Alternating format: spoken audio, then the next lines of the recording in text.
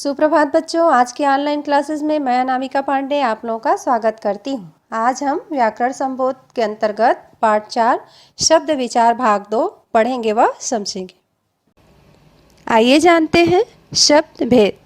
शब्द भेद के 4 प्रकार में से उत्पत्ति के आधार पर व रचना के आधार पर शब्द भेद को पिछले वीडियो में पढ़ चुके हैं।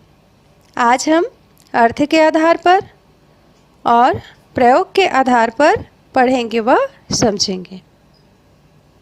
अर्थ के आधार पर शब्द भेद 7 भागों में बांटा गया है।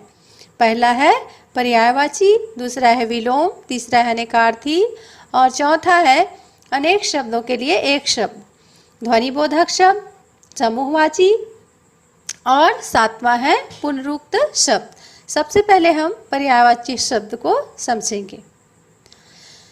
आइए जानते हैं पर्यायवाची शब्द किसे कहते हैं। पर्यायवाची शब्द वे शब्द होते हैं जो समान अर्थ प्रकट करते हैं। ऐसे वाक्यों को समानार्थी शब्द भी कहते हैं। आइए उदाहरण के माध्यम से देखें। सूर्य, सूर्य को रवि, भास्कर, सूरज, आदित्य आदि नाम से भी जानते हैं, इसलिए सूर्य का समानार्थी शब्द ये सारे कहलाएंगे। दूसरा उदाहरण है पर्वत। पर्वत को भूधर, पहाड़, शैल, गिरी आदि नामों से जाना जाता है, इसलिए ये उनके पर्यायवाची शब्द हुए। तीसरे उदाहरण देखते हैं पृथ्वी। पृथ्वी का नाम यानी उनके और भी पर्यायवाची शब्द भू, भूमि, धरा, वसुंधरा और धरती।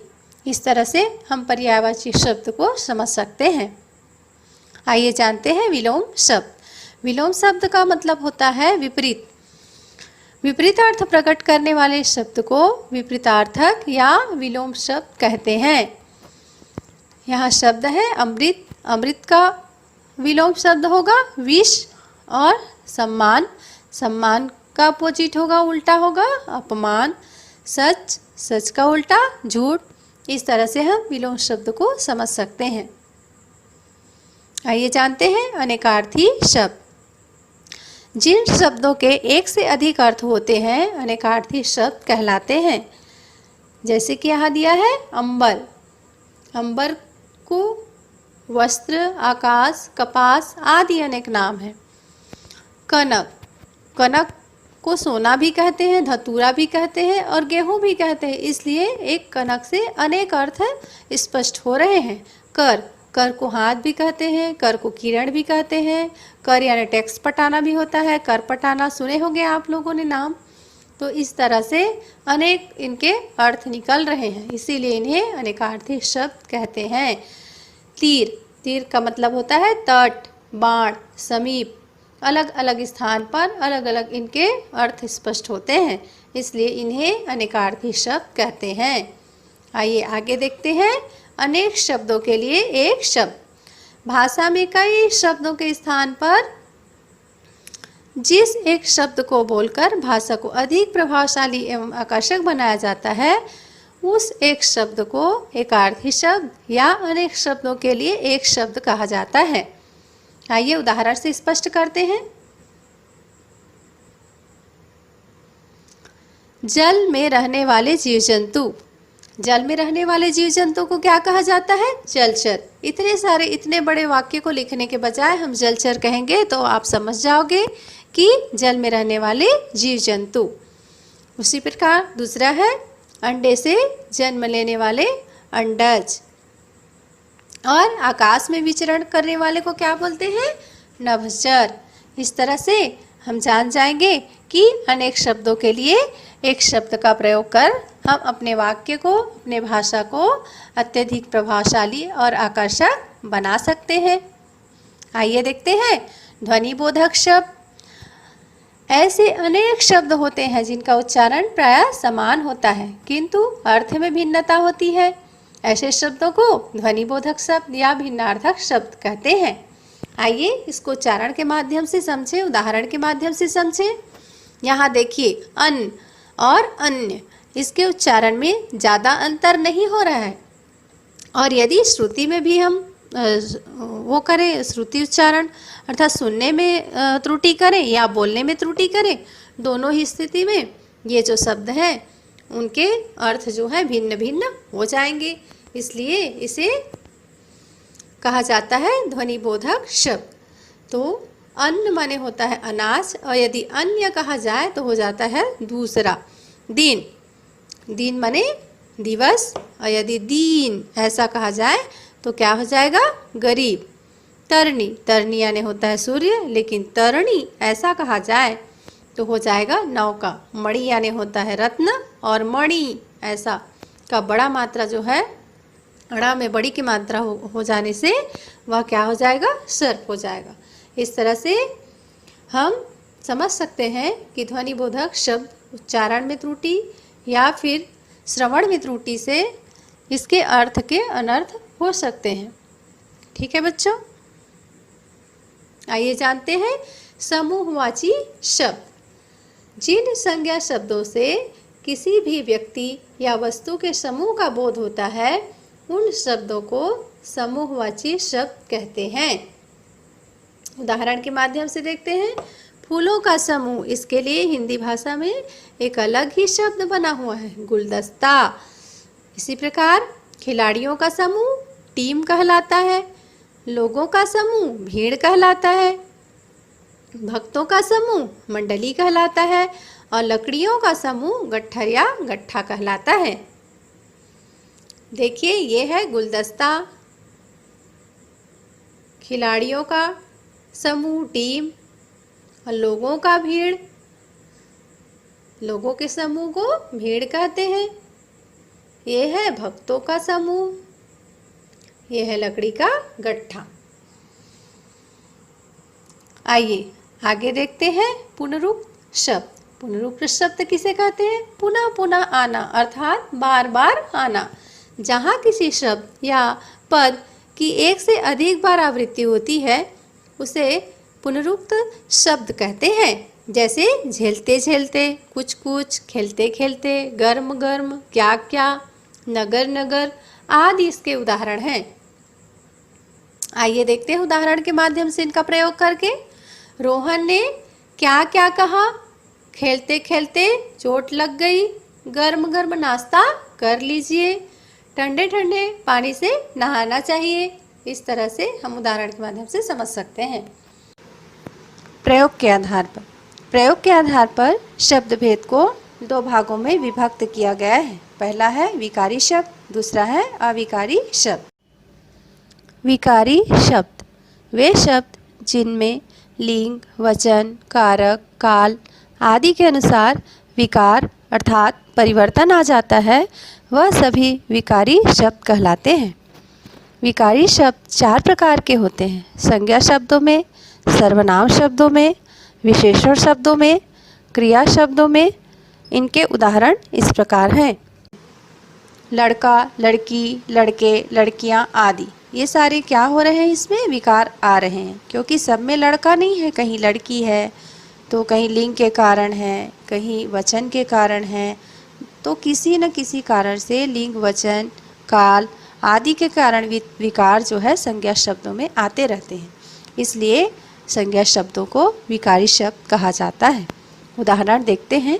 लड़का खेल रहा है, लड़की खेल रही है, लड़के खेल रहे हैं। इस प्रकार के विकार को विकारी शब्द कहते हैं। सर्वनाम शब्दों में वह, मैं, हम, तुम, उसे, तुम्हें, मुझे, हमारा आदि।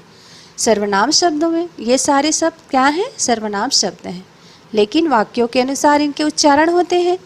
देखिए, उदाहरण के माध्यम से जानते हैं इसको।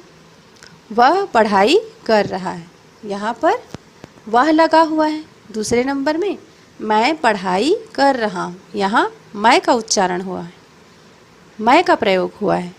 तीसरा है हम पढ़ाई कर रहे हैं। इस प्रकार से सर्वनाम शब्दों में भी परिवर्तन होते हैं, इसीलिए सर्वनाम शब्दों को विकारी शब्द कहते हैं। आइए जानते हैं विशेषण शब्द। विशेषण शब्द किसे कहते हैं? जो क्या करता है? विशेषता बताता है, अच्छा, अच्छी, अच्छे आदि। यहाँ है राम अच्छा लड़का है, राधा अच्छी लड़की है, वे अच्छे लोग हैं। इस तरह से विशेषण अच्छा, अच्छी, अच्छे में परिवर्तन आ गया है, तो इसे हम विकार शब्द कहते हैं। इसी कारण से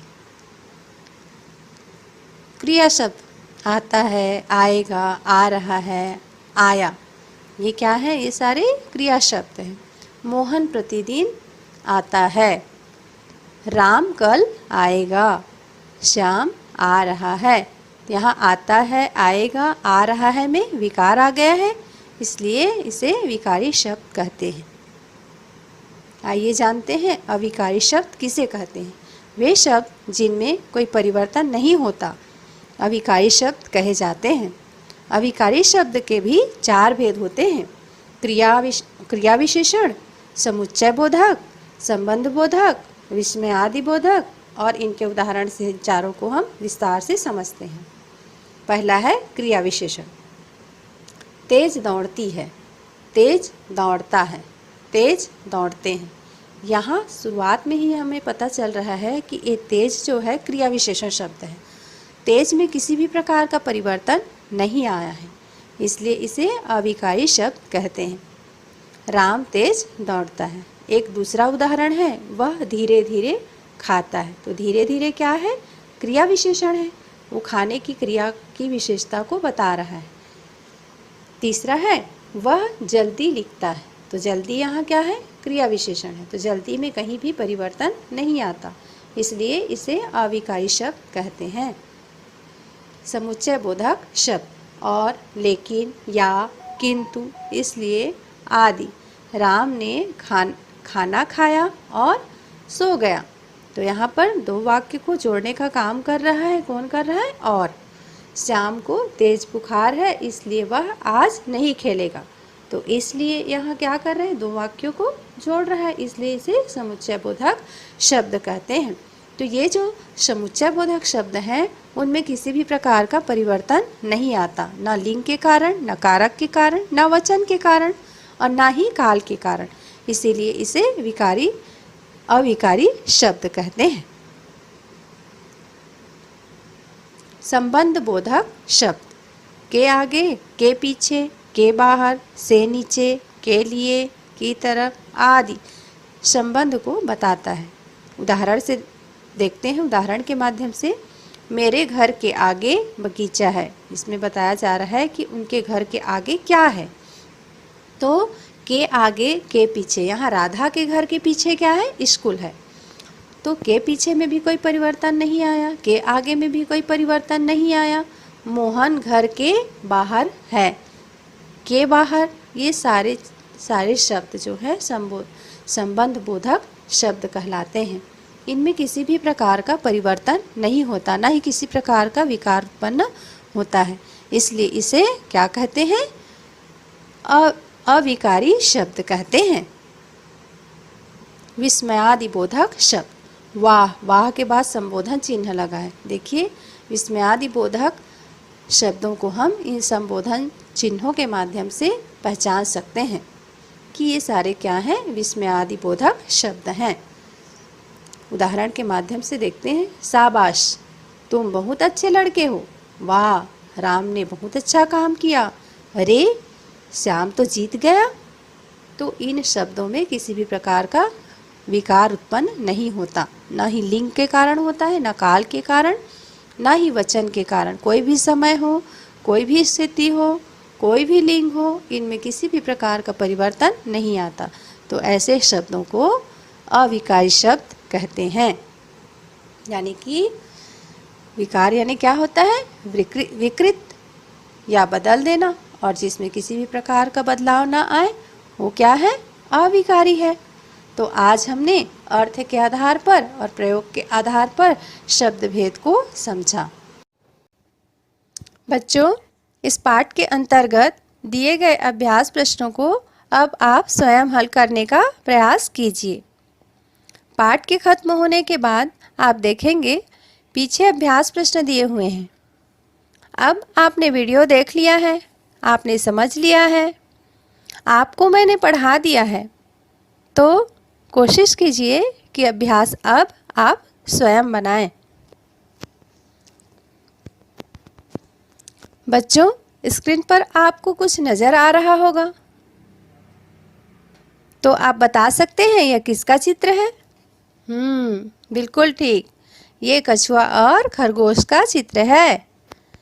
क्या आप लोग कछुआ और खरगोश की कहानी के बारे में कुछ सुना है? कछुआ और खरगोश की रेस अर्थात दौड़ की प्रतियोगिता थी। कछुआ ये जानते हुए भी कि खरगोश कई गुना तेज दौड़ सकता है, इस प्रतियोगिता में भाग लेता है और इस रेस में, इस दौड़ में जीत जाता है। बच्चों, आप लोग जानते हैं इस कहानी में कछुआ हमें क्या क्या सिखा गया? पहला यह सिखा गया कि अपना कार्य पूरी ईमानदारी और लगन से बिना परिणाम की इच्छा से करना चाहिए, क्योंकि मेहनत का फल मीठा होता है। और दूसरा यह भी शिक्षा देगा वो कि कभी भी अपने आप को दूसरों से कम नहीं समझना चाहिए और घमंड बिल्कुल भी नहीं करना चाहिए।